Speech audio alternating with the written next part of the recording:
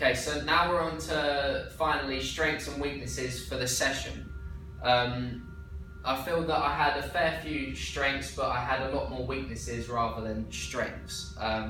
Some of my strengths were that I stuck to the session, so what I set out for us to do was what we did. There was no change in the session or whatsoever. So I feel that I did good there because it was effective for the rest of the athletes. I encouraged people while they were running, so if people were lacking a little bit,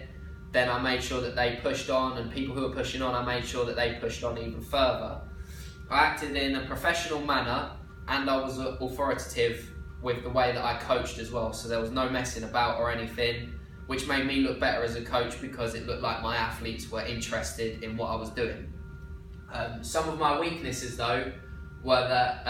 when I was leading the session, a lot of the athletes knew how to do most of the exercises anyway, so I feel that by bringing new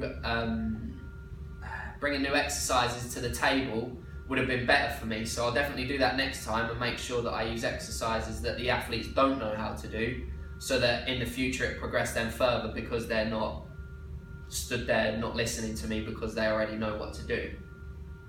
Finally, I think that I was a bit too harsh on some people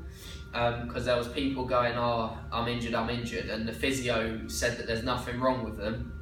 and they were complaining that they were hurting, and I said, look, if you're here to waste my time, then just go home because you're making me look bad as a coach and you're making the club look bad, and I don't want to waste my time on people who aren't willing to try.